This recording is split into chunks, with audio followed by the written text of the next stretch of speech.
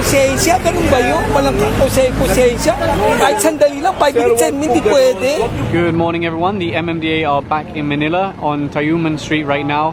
They're just trying to stop this rider here not wearing a helmet. They already got the driver's license, so they'll just issue a ticket now and then send him on his way. Over here, this vehicle has been stopped for verification. They'll check the driver's license, they'll check the paperwork. Often you'll find vehicles like this are registered as only a motorcycle without sidecar, so they just want to verify everything's in order. And the driver's wearing slippers, which I believe is a dress code violation. Over here, they're looking at these vehicles parked on the sidewalk.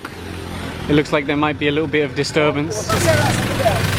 Kumain lang sa loob.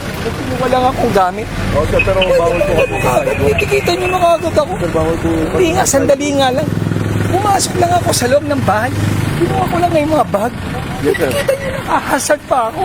Sir, unang-una ha, tingnan nyo ha. Explain ko lang po sa inyo. Unang-una, nasa sidewalk kayo. Lalakad yung tao, hindi makakalakad dyan, dito lalakad. Sandali nga lang, sir. Aga pa. Hindi po pwedeng sandali. Pedestrian lane. Pedestrian lane. Nakarakan nyo. Bawal po sa batas yan. Sir, hindi na po namin kailangan explain dapat sa inyo yan. Dahil bilang motorista, lisensyado motorista. Sandali lang sir. Sandali lang. Oo. Pakiusap lang. Hindi naman kami nagtagal. Alis na rin kami. Opo. Alam niyo po ba sir na nandiyan kami kanina pa? Hindi, alam ko. Kaya nga may kinuha lang ako sandali. Opo. Eh, alam nga naman na pagkuha ko nga, nandiyan na kagad, di ba? Alam ko naman yun, kaya nga hinasad ko. Sir, ganito po ha, explain ko lang sa inyo. Obstruction, 150. Babalik namin lisensya nyo, babayaran nyo sa Metrobank. If you think that we will be confiscating and you are asserting your right na mali, nagbababa kami rin ng kaya nga stock. po, bawal po yan. Ako na po lang Saan kami paparada? Hindi ko lang paparada. Saan kami kukunin yung mga stock namin? Nagpapatubad kami ng batas. Oo nga. Ayun. Nagdudun nga ako. Di ba pwede makiusap na? Makakarga kami Sir, dyan? nag-o-operate po kami ngayon. Nag-o-operate po kami ngayon. So please, ang sinasabi ko lang, titikitan kayo, then you need to move it. If you think our apprehension is strong, then you can complain us. But sir, we will be asserting based on our... Kahit lang pakiusap na 10 minutes, 5, bawal? Ganun Sir, ba? we need to be consistent with our implementation. Ganun ba yun? Oh, sir. Pambiruan mo, anong klaseng batas yan? Ibig sabihin, hindi kami pwede pumarada sandali lang at saka The law may be harsh, but it is still the Hindi law. ganun, sir. Sige na, kita nyo na. Kita nyo. Wala kayong patawag, walang konsensya. Ganun ba yun? Walang konsensya. Kahit sandali lang, 5 minutes, 10 minutes, pwede. Huwag niyo po kami sisisihin. Nagpapatupad lang po kami ng batas. Kita nyo na. Grabe kayo. Sir, kami pag-grabe ngayon. Kami po ay nagpapa-implement ng batas. Huwag lang, Dapat, sir. di ba? Bago, alis na kayo dyan. Dapat may ganun, di ba? Sir, huwag Ngayon, niyo wala po na. kami sisisihin. Nagpapatupad lang po kami ng batas. Lisensyado po kayo, dapat alam niyo po yung batas. Alam natin batas, pero Kaya nga po, sandali lang. sir, wala po sa batas na sandali lang. Wala po sa batas na sandali lang. It's a good way to get to work, DPWH maintenance. Right now they're looking at these motorcycles and this armoured car that are parked in the road here. If they come out and move them in time, it's just a ticket, otherwise they could get towed away. The drivers already started coming out, so they're just starting to issue tickets now. They're just stopping this motorcycle now because the back rider isn't wearing a helmet. As long as he has a license, it will just be a ticket and his passenger will go down. Right now they're asking the driver of the armoured car to hand over his license so they can issue the ticket. Sir, pakibigay na lang po yung lisensya natin, sir. 200 lang po yung ticket niya na ibabalik po sa'yo. Ang lisensya mo? Babalik po yung lisensya pag taas po kayo tilitan, okay, sir? They already checked the documents and they had the license, so they can issue a ticket to this one now. They stopped this motorcycle rider for not wearing a helmet. He has a helmet, just didn't want to wear it for some reason. That's 1,500 if it's the first time he's been caught. More expensive if he's been caught before. Over here is another motorcycle. It looks like the guy might be from the barangay. His shirt says barangay police, but the back rider isn't wearing a helmet. They have the license, so they're just issuing a ticket now. They're just flagging over this tricycle now. It looks like an improvised motor. That would make it impoundable. One more motorcycle over here again. Back rider's not wearing a helmet. They're also pulling in this tricycle. It is a tricycle ban, so they're not actually meant to be here. One of the tricycles tried to get away, but the police actually managed to stop him just over there. They are here helping with today's operation. The back rider's wearing a hood, but not a helmet. The driver's wearing a jacket that says Kagawad. Even his plate says Kagawad, actually.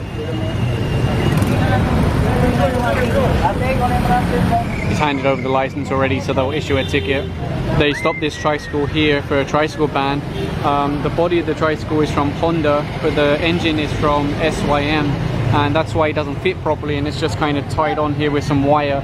So I think that in itself makes it impoundable, but the driver also doesn't have a license, so definitely for sure it's going to be impounded. They stopped another tricycle here. Unfortunately, he also doesn't have a driver's license, so they'll impound this one also. Huwag yung i-modify ang e-bike. Tapos sasabihin nyo, pwede kayo magalang helmet dahil e-bike, hindi ako papayag niyan. O masyado kayong overloaded. This is an example of the problem with e-bikes right now. Because the LTO are kind of behind on regulations, everybody's taking advantage of it. So you can look at this one, it's been modified to carry 4 people. So the MTPB are actually impounding this e-bike. Can you imagine if this hit someone? That's a steel bar, that's really going to cause some damage. LTO do have rules about registering e-bikes. They're a little bit outdated. Oh my god. MTPB just pulled the accelerator and rushed forwards. LTO do have rules about registering e-bikes. They might be a little bit outdated, but there are rules, and it's actually limited to certain roads, like smaller back roads. So they're just putting on the back of their truck now. I think this might be one of the biggest tricycles I've ever seen. Unfortunately, the driver only has a student permit, doesn't have a driver's license, so the vehicle will be impounded. And interestingly, the plate on the back says chairman. The MTPB also just loaded a motorcycle on here. The guy that you just saw there, he wasn't wearing a helmet, so they stopped him, asked for a license, couldn't show one, so the bike's been impounded. When it's passed away in your neighborhood, who are you gonna call? MMDA. So there go those tricycles now. There's quite a lot of them, impounded for various reasons. No driver's license, no registration, improvised motors, various reasons, but the MTPB are taking them away now.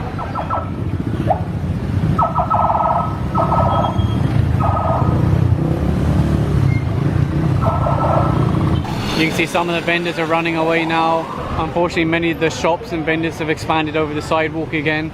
If they move it in time, they'll probably get to keep it. If they don't, it could get confiscated by the sidewalk clearing team. They're letting them keep the goods, but they're confiscating things that facilitate them, like tables and chairs and stuff like that. Matagal na po kayo napagsabihan, bawal po dito sa Juan Luna. Some vendors are just standing here. Perhaps they think MMDA aren't serious. For them, it's just a game to play with MMDA. When MMDA come, you move your stuff. When MMDA leave, you bring it back. Because the barangay, well, Saan nakatap yung kuryente nila? looks like they've hooked into the lamppost here, the light post. And the sidewalk clearing team are confiscating these goods that have been left here in the road. Looks like t-shirts and umbrellas. And nobody's come out to move them, so confiscation.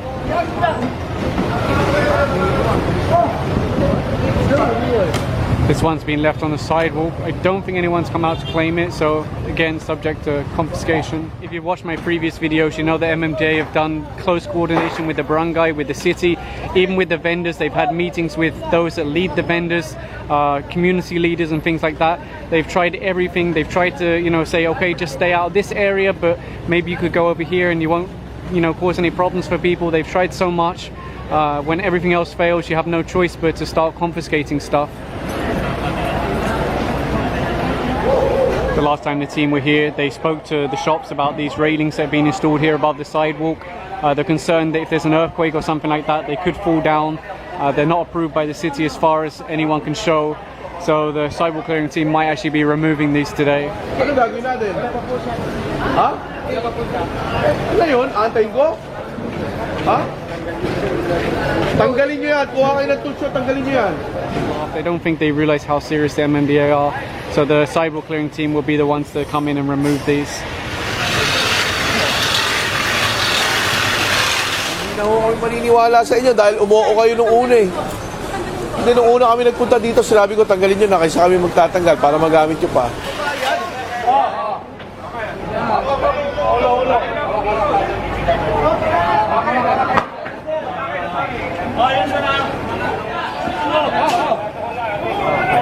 That's one down.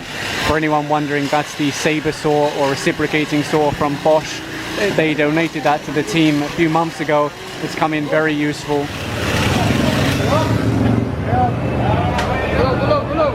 Down comes the second one. If the shop owners had removed it themselves, they would have been able to keep this. But because they've made the MMDA do it and use their resources, it's been confiscated, so you can see it's going up on the truck. And down comes the third one.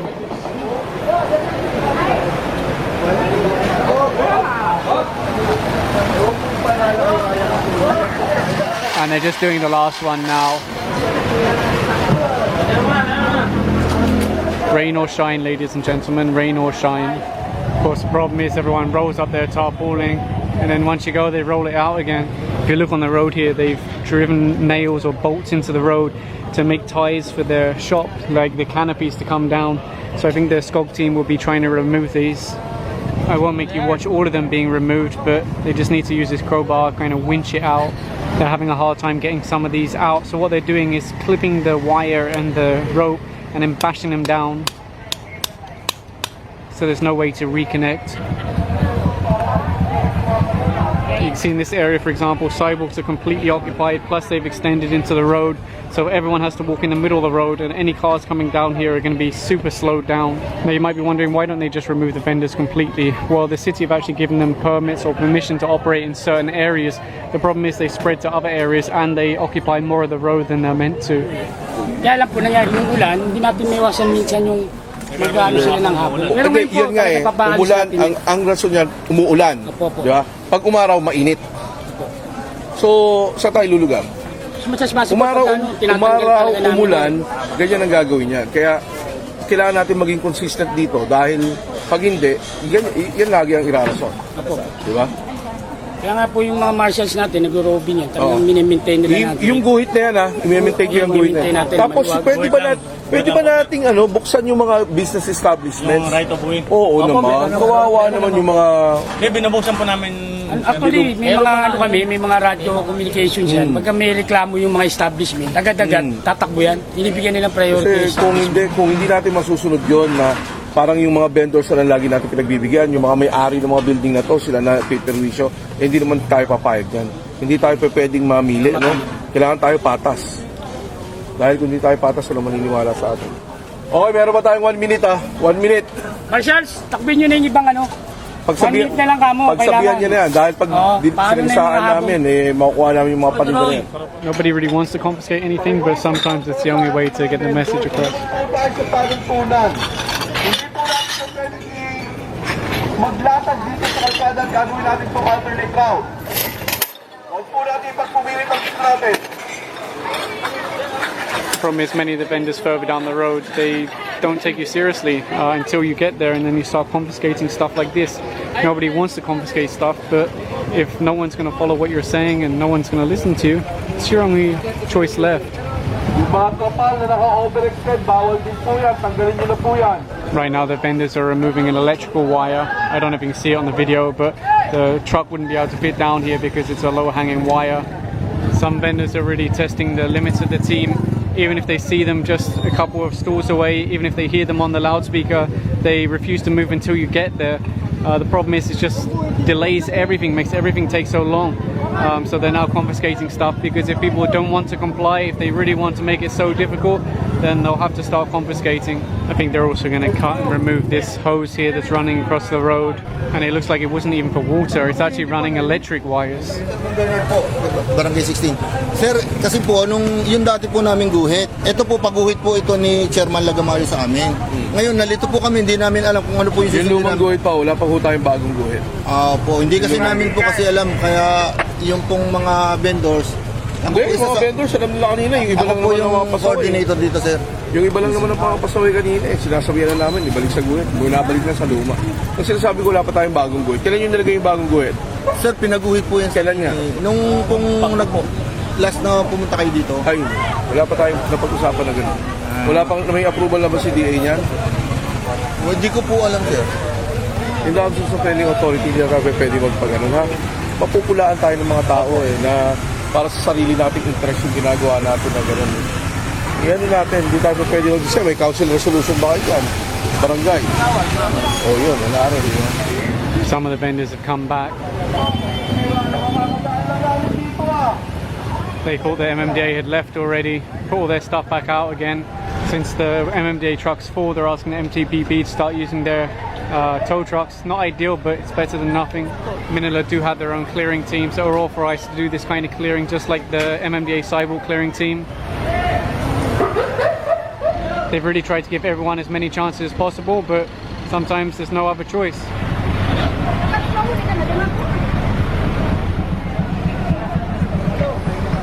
You can see this like a gas stove set up here in the road.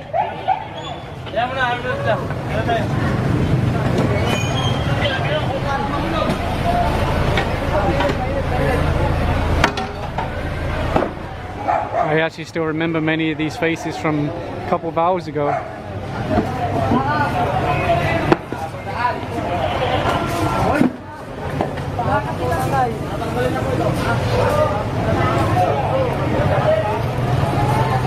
Right now he's using the reciprocating saw to cut through this. It's been installed here on the sidewalk. This one here has already been removed. They're just working on this larger one, nearly finished. So there you go, they've managed to remove both of them, ready to load on the truck. I didn't realize there's another one over here, so they're just removing that now. Someone from Chowking came out and said, hey, can we keep these? Because there are flower boxes, or they used to be before the vendor started using them, but they're already considered confiscated, and they've nearly finished removing this one here. So there goes another one. Hindi sir, kasi ang ginagawa namin sir, nagtitinda kami ng paunti-unti kasi may mga anak po kami pinapaaral. Kawawa naman po kami sir. Kami susunod naman kami sa programa Hindi sir. sumusunod pare. Di ba, nakita mo naman, kakadaan lang namin dito, nandyan lang kami sa Ilayan, nandito na naman. Tapos paglabas kong gano'n, tinitignan lang ako, parang okay na sa akin. Hindi naman gano'n. Sir, ano po sir talaga yung ano nito? Ako ang sinasabi ko sa'yo, usapan namin dyan zero vendor. Sinabi ko sa inyo yan. Ngayon makipag-dialogo kayo sa taas kung ano yung pwedeng ibigay sa inyo ng Manila. Mga tao din po kami sir, kumakain sir. Alam ko di ba, ikaw na nagsabi sa akin, nag-usap kayo ni Mayor, zero vendor, napagbigyan kayo. Ano naman yan? Pupunta kami sir sa national sir, sa local sir. Dito kami tinutulak sa national. Hindi naman ako magdidesisyon. Hindi naman ako magdidesisyon. Ang dinadahilan po, kayo daw sir. Ano ako? Opo. Kasi kayo daw yung inaano, dapat Hindi ako makausap ka nagalinis namin. dito. So, kaya Sabi dinadahilan ka namin. ang usapan namin, zero vendor ang Ilaya at saka Tabora, pwede pero may guhit. Paano hindi maiinis naman? Binigyan ng guhit dati dito, inabuso eh. Pero dito naman sir, pwede naman natin sir guhitan ulit sir. Lagyan natin ng programa sir. Pinapunta ako to kahapon, sinarado na yan. Bakit sinarado? Hindi sir, may ano po, may ginagawa po kalsada. Dito, Sir, hindi na makadaan. Sinakopyan, sir. Dito lang po yung Hindi na kami makadaan dito. yung sa bandang recto sir, iba yung may saklaw niya sir. Dito lang kami sir sa may ano na yan. Nakapasok dito. So lagyan po natin sir ng guhit sir para makapaghanap buhay naman kami sir. Maglalagay ng guhit, hindi ko trabaho yun, Abner. Hindi ko trabaho maglagay ng guhit. Kayo daw sir ang kakatukin namin, sabi ng lokal. Sabi ko, kahit mapagod kami, paulit-ulit kaming kausapin kayo, ito naman talaga sir sa hanap buhay namin. Sinabi ko sa'yo, sino kakausapin niya, bakit mag-desisyon dito, hindi naman amin to. Diba ang sa amin to, nirereklamo to, nililinis namin yun lang, paulit-ulit kami. Nakakaano naman Abner para namang, Sir, ang... di ba nag-usap na tayo nun? Ikaw na nagsabi, isi-zero vendor natin yan sir, isi-zero vendor natin. Pero nilalakad po namin sir, patuloy po na hanggang ngayon nilalakad po. Pero ikaw na nag-usap, di ba nag-usap na tayo? Opo, sir. Ikaw na rin, kasama si Sultan. Di ba? Yes sir, yes, sir. Yun ang usapan natin. Yun din lang naman ang pinapatupad ko, yung usapan natin Sumusunod naman kami sir po. Sumusunod naman kami ngayon ng sa amin. Sumusunod siguro mangilan-ngilan. Alin? Sumusunod. Sumusunod sir. Ang Juan Luna sir talagang kahit papano naglalatag kami, talagang sinasagot namin doon. Kasi inabol lang namin yung pang-araw-araw Ito nga ang sinasabi ko sa inyo, iba yung latag na pwedeng lumatag, iba yung zero vendor. Di ba? Yun ang inaano namin sa inyo. Kaya naman ang usapan natin. Kayo na rin nagsabi, sige sir, zero vendor natin. Tapos pagdating ko, kakalagpas ko pa lang dito, pag-ikot ko lang ng Ilaya. Nagtatanong po yung ibang mga kasama namin, hanggang kailan po kami si Zero Vendor? Habang buhay po ba ang ganito to, sir? Kasi may mga anak din po kami binubuhay, pinapaaral. Hindi ba pwedeng lumipat?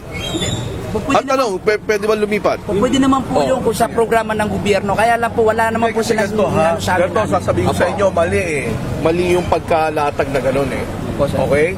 Ang kalsada, ang bangketa, hindi dapat pinagtitindahan. Apo. Okay. So yun ang basis natin. Apo. So gagawin namin yan. Ang sa akin, yun ang susundin kong guidelines. Apo. Diba? Ngayon, may napagkasunduan ang mga lokal. Katulad ng Tabora, Ilaya, di ba? Meron silang resolusyon na gano'n ang gagawin. Tinatabla ko ba sila? Tinatabla ko ba sila? Hindi naman O po. yun, di ba? Kasi meron silang sinusunod na council resolution. Anong ginawa namin? Igalang natin yan. Pero may guhit tayo. Pag lumagpas kayo sa guhit, ibang usapan. Sir, ganito sir. Kaya po kami dumidirekta sa inyo kasi hindi ho namin alam kung ano yung para na para makagawa kami ng Sinabi ko nga sa resolusyon. inyo, pumunta kayo Sir, sa... pumupunta po kami sir sa Ayun. mission. Tinutulak po kami pupunta sa inyo. Hindi naman Kaya ako umaharap pwedeng po gumawa, kami. hindi naman ako pwedeng gumawa ng resolusyon ang sinasabi ko sa inyo. So kami sir, nagugutom na yung mga pamilya namin sir. Marami Alam po ko kami yun. pinaparal ng mga anak. Ang tanong naman, hindi naman naaayos. Hindi naman tayo pwedeng gano'n. ay, ayusin po natin, Ano mo sir. sinasabi ko sa inyo? Kakampi ko kayo sa Yes, sir, usapang opo. sigmura. Yes, sir. Yes, Diba? sir. Opo, opo. Pero dapat kakampi ko kayo sa usaping kaayusan Yun nga naman. po sir eh. Kaya nga, Eh di ba? sabi ko, programa natin, sir. Abner, ang sasabihin mo lang sa mga kasama mo, sige, maglatag tayo, may go signal na kay Bong. Hindi naman nakokontrol yung kaayusan eh. Doon ako naiinis eh. Pag binigyan mo ng ganito, ang gusto ganito. Tapos karapatan ko pa ngayon na ang obligasyon ko pa na i-relocate. Hindi ganun. Hindi ganun. So, batas yan. Yes, sir. Hindi ko batas yan. Yes, sir. Yes, Hindi ko batas yan, Abner. alam ko po. Alam Hindi ko. ko batas yan. Ako kapag patupad lang ako ng batas. So ngayon sir, lumalapit kami po sa inyo kasi Hindi kayo nga, po yung boss, tinutulong. mauumbudsman ako sa gusto mong gawin. Napayagan ka. Mauumbudsman ako niyan. Labag sa batas yan. Sir, po. Parang sinabi mo na, Bong, payagan mo ako na lumabag sa batas. Hindi ko pwedeng gawin yun. So ano po sir? Ang tanong niyan, Sir, sir. sino magpapakain sa pamilya ko pag nawalan ako ng trabaho? Tama sir. Tama po. Pero ang sa amin sir, kasi kaya po kami nakipag-dialogo sa inyo, ano po ba yung dapat gawin namin? Sumunod sir? tayo sa batas. Anong batas sir na sinasabi kung yung mga sikmura naman namin nagugutom sir? Oo nga. O sir? Oo. Kasi kami, susunod naman kami, basta may lagay namin sa tama. Ang sa akin lang, sinabi ko na sa inyo, zero vendor. Pag nandito ako, kukunin ko yan. Yun na nga sir ang masakit sir. Yun, Kasi yun mga po ang panindaw batas, namin eh. yan, utang pa po lahat. Yan naman ang ano. Ano naman ang gagawin ko? Saan mo ako ilalagay? Saan mo ako ilalagay? Kaya nga po sir, lumalapit po kami sa inyo. Ang sinasabi mo, mali ka na nilalapitan. Ang nilalapitan yan, gumagawa ng batas. Hindi ako gumagawa ng batas. Nagpapa-implement lang ako ng batas. I-separate mo ako doon sa nagpapatupad at gumagawa ng batas. Yes sir. Di ba? Parang sinasabi mo, gumawa ka ng batas, Bong, napapabor sa amin para hindi mo ako yulin. Hindi naman po, Hindi sir. po ako ganun. Hindi po Okay. ganun sir. So ngayon, hindi mo na naman ako pwedeng sabihan na, Bong, payagan mo akong mag-ano dito, magtinda dito. Di ba? Para hindi ko malam sikmura ako. Ano? Alam nyo, nag-usap-usap na tayo dito, nagtataka ako bakit gano'n. Ang sinasabi ko na sa inyo, kausapin nyo, sumulat kayo sa konseho, sino man ang district head nyo dito, tanong nyo para sila mag-design. Hindi po pwede na, hindi, si Bong ang kausapin mo. Hindi ko naman sure. Binoto nyo ba ako dito? Hindi naman. Di ba? Ano ba ako? Official ba ako ng Manila? Di ba? O huwag nyo ibibigay sa akin ng problema. Di ba? Lalong-lalo na yung problema na papayagan ko Pasensya kayo. ka na sir, kasi kaya kami nakipag-dialogo kasi Oo nga. pagpunta namin sir ng lokal, kayo po yung tinuturo. So kami, wala kami Sabi mo, yun na yung sinabi mo. Yes sir. Ma'am, sir, nag-usap naman po kami ni Sir Bong. Hindi naman po pwedeng gumawa si Sir Bong na isang resolusyon na siya mismo ang lalabag. Yun po sir. Yun. Tama sir. Tama po. Kaya nga po sir, lumalapit kami sa inyo kahit paulit-ulit na lang kasi hindi po kami mapapagod sir. Naiintindihan kita, Abner. Sinasabi ko nga sa iyo, kakampi nyo ang MMDA Tama. sa usaping sikmura. Yes sir. Ha? Yes sir. Pero dapat kakampi kayo ng MMDA sa usaping kaayusan. Diba? Yun lang naman ang sa akin. Mga kasama, ha? Hindi ako ang nanggugutom sa inyo. Wala. Ang sa amin lang, isundin natin ang batas. Pwede tayong mamuhay na sumusunod sa batas. Ngayon, kung nililinis namin kayo dito dahil kailangan namin linisin ang kalsada, hindi para itaboy kayo, kundi linisin ang kalsada. Nagkakataon lang na yung iba sa inyo nagtitinda sa kalsada na. Wala nang malakaran sa sidewalk. Di ba? Hindi po ako elected official ng Manila. Hindi rin po ako elected official ng nasyonal. Ako po ay simpleng taong enforcer lang. Ano? Ako tagapagpatupad ng batas.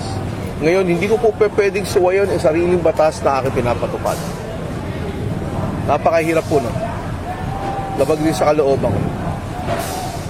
Ngayon, yung problema, meron po kayong mga opisyal dito. Barangay, konseho, congressman, vice mayor, mayor, pwede pong idulog yan para mapag-usapan. Huwag pong ibalik sa amin. Diba? Kasi hanggat nandyan yung batas, Ayun po, ipapatupad na. Yun lang naman eh. Yeah? Eh, sa akin lang, respeto. Pag nandito kami, gusto ko makita si Robedor yan. Kahit sana wala kami, gusto ko makita si Robedor yan. Pero kung ako lang naniniwala dyan, then let it be me. Tama po, sir. Kaya, sir, kaya pa humingi kami ng pasensya kasi unang-una, kaya po kami nakipagkulitan sa inyo kasi pagdating po namin sa taas, tinutulak kami palabas papunta sa iyo. So, naguguluhan po kami. So, hindi po namin mahanap yung tamang solusyon. So, tama na, naintindihan nyo na Yes, kung sir. bakit sinasabi ko sa inyo sila magdedesisyon yan. Yes, sir. Babalik na kami po. Kasi ano po, hindi po ako pwedeng gumawa at magpatupad ng batas at the same time.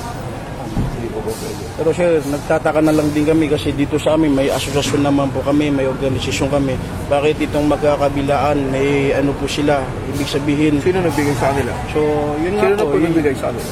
Siguro sir, yung sinasabi niyong may resolusyon sila na gumawa ng batas. So kami, Yun, bakit so, hindi nyo talaga kausapin yung tao? may kasalanan naman po kami, inamin po namin yon kasi talagang sinasaklaw namin yung daan, yung ibang mga vendor natin makukulit. Pero sabi ko rito, ilagay ho natin siya tama, lagyan natin ang programa. Sige, ganito Abner ha? Yes sir. Sumulat ka na ba? Tumulat na po. Nasa yung sulat? Kay ano na po, kay sa office na po. Ayun. Tsaka kay D, binigay ko na po kay D yung Antayin panigan. lang natin. Antayin natin yun ha? Yes sir, yes sir. For the meantime, sinabi ko na sa'yo, last week nag-usap tayo, sinabi ko, sige sir, susulat kami, antayin namin yung resolution na yun. Yes sir, yes sir. Okay? Kasi pag lumabas yung resolution na yun, napapabor sa inyo, naguguhitan to, eh yun, di naman guhit na yun ang ipapa-implement ko. Yes sir. Nakahanda naman po sumunod sir yung mga vendors natin. Kaya nga eh, ang dami nyo kasi mga sniper dito na ang hirap na makausap eh. Sinasabihan na huwag kaharap sa lahat, ganun pa rin eh. Di ba? Kasi pagka malagyan na ito sila ng programa, sir, kami na ho sir yung magmamando Yun rito. nga, yun ang napakahirap na kalagayan, Abner, ano? Na ito, hindi nasubaybayan ng ilang taon. Yes, tama po sir. Diba? Yes sir. Na lumawak na yung problema. Tama po sir. Ngayon, gobyerno pa ang mananagot Tama kung po saan sir. dapat ilalagay yan. Eh, hindi po ako yun. Yes, sir. Naiintindihan po Ha? namin sir. Eh, ang sinasabi ko sa inyo, magkakaibigan tayo dito. Eh, ang sa akin, kakampi nyo ako sa ganyan. Pero, dapat kakampi ko rin kayo sa kaisa. Yes sir. Ha? Susunod naman po. Pwede ba yun? Yes sir. Pwede ba yung mga kasama? Yes sir. Sige. Sige po, sir. Salamat po sir.